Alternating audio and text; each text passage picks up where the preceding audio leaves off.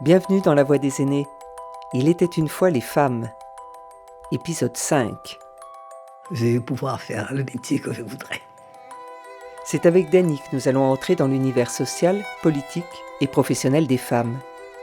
Ces femmes qui ont eu 20 ans dans les années 40.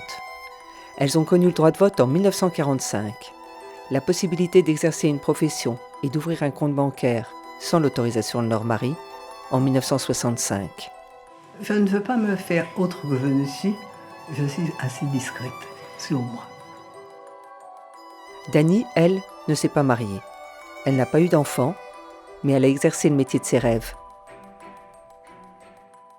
Je suis le numéro 4 d'une fratrie de 6. 5 filles, un garçon. Les filles ont pesé parce qu'elles étaient les aînées et que nous avons perdu notre mère très jeune. Ma mère est morte le 16 juin 40. J'avais 12 ans quand elle est morte.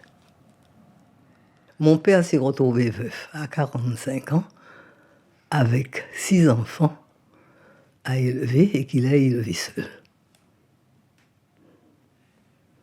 Mon père avait 45 ans, nous n'avons jamais pris un repas sans lui.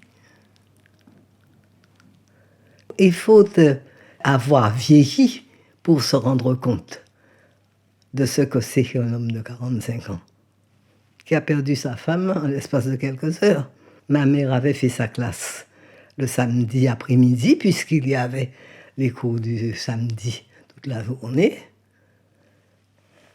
Elle traverse le palier pour aller bavarder de livres avec sa voisine et elle a un accident vasculaire. À 3 heures du matin, elle était morte. Vous savez, ce sont des chocs on se remet par la force des choses et on prend surtout, je dirais, beaucoup de distance avec tout le reste. C'est un peu ce qui m'est arrivé.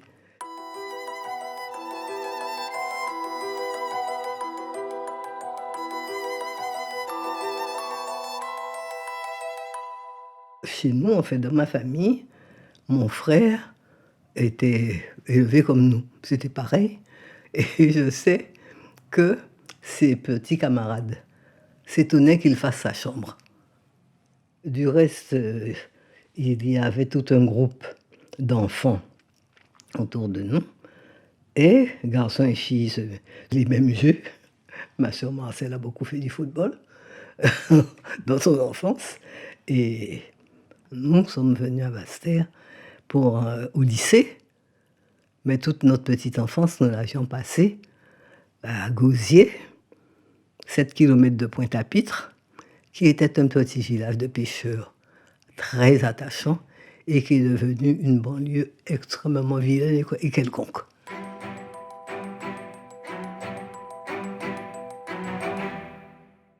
J'ai eu la chance d'être dans une famille où il y avait des enseignants.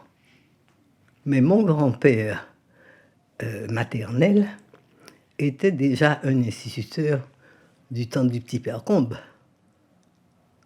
Alors j'ai été élevée dans un milieu où l'éducation, l'instruction avaient une place primordiale et où, je dirais, puisque les enseignants sont quand même des éveilleurs, on vous apprend à regarder et à écouter.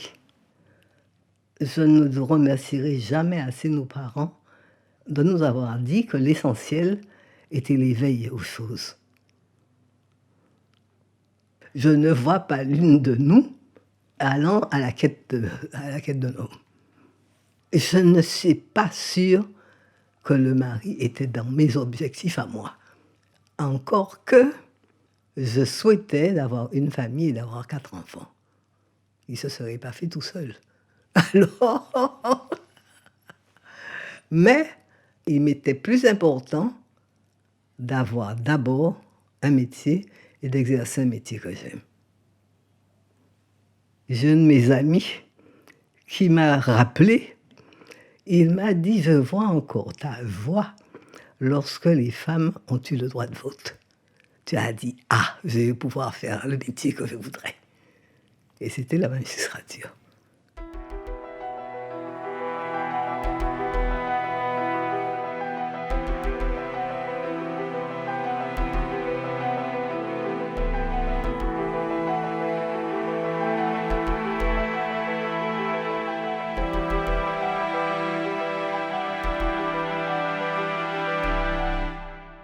J'ai été répétitrice au lycée de Basse-Terre en attendant, puisque mes 2 sœurs aînées étaient, elles, étudiantes, sans bourse, pour les ressources d'un inspecteur des impôts qui s'était trouvé veuf à 45 ans.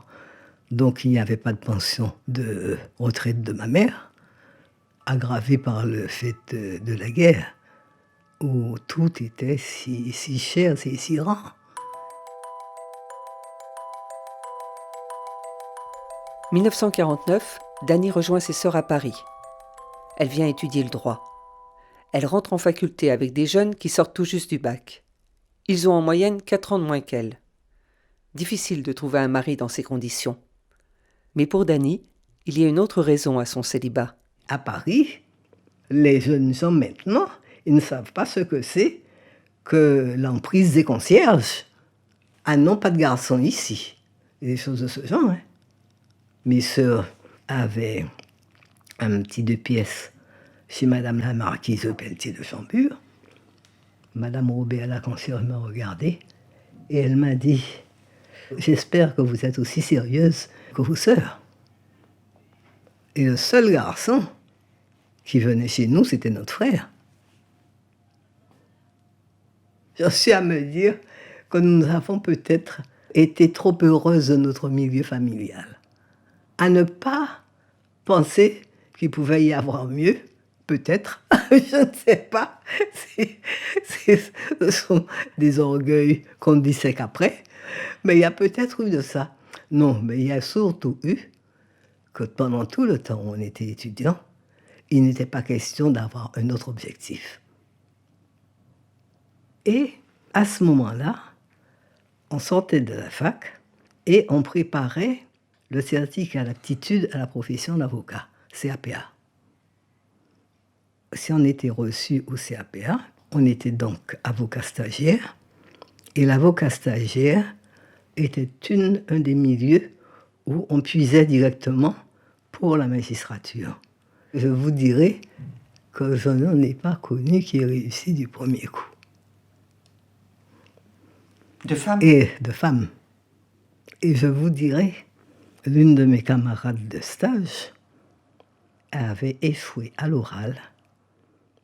Et tout le monde s'en étonnait, parce qu'elle était non seulement brillante, mais combative. Et on avait su, par la bande, que le jury avait dit « elle repassera l'an prochain, elle avait trop d'assurance ». Alors je vous dis, donc ça n'était pas facile d'être reçu.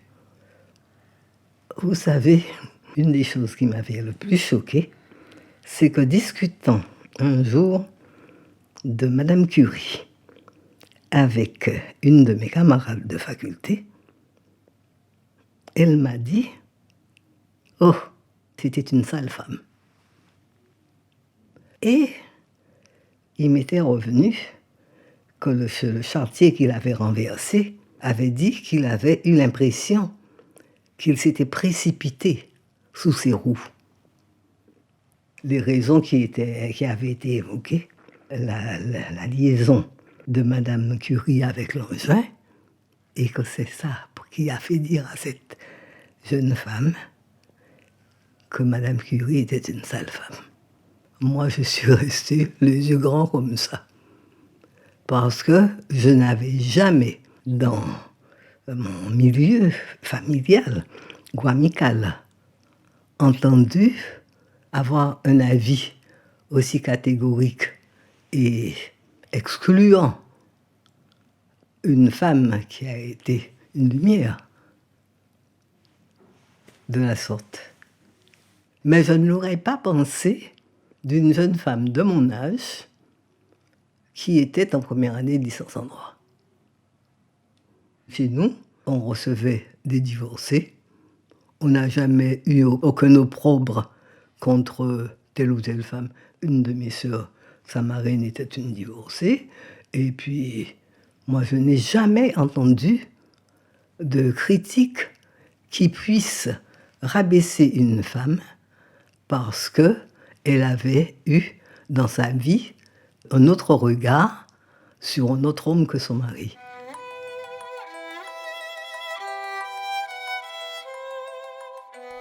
En lui demandant si elle n'avait pas été victime de préjugés en tant que femme, de surcroît noire, elle m'affirma « Mais non, moi je ne peux pas dire que j'ai souffert de préjugés.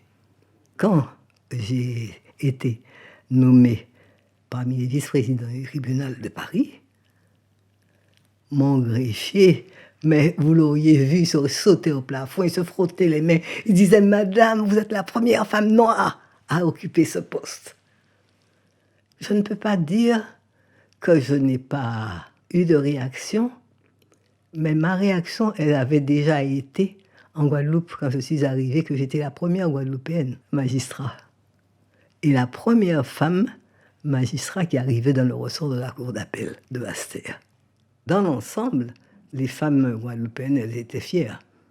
Chaque fois qu'on m'a manifesté un sentiment, ça a été pour me dire bravo ou des choses de ce genre.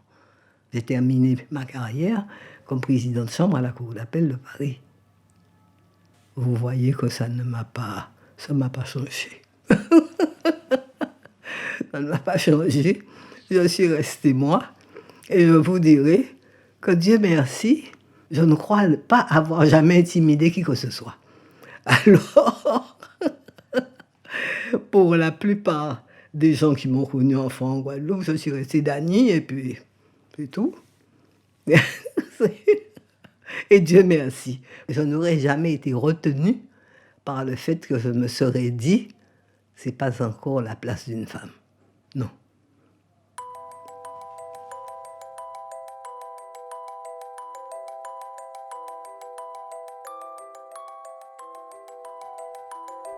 La Voix des aînés, une production signée Partage de Voix avec le soutien de la Fondation Corian pour le bien vieillir. Réalisation, Sophie Pillot, Agnès Maton, Michel Créis. Musique, David Gubitsch.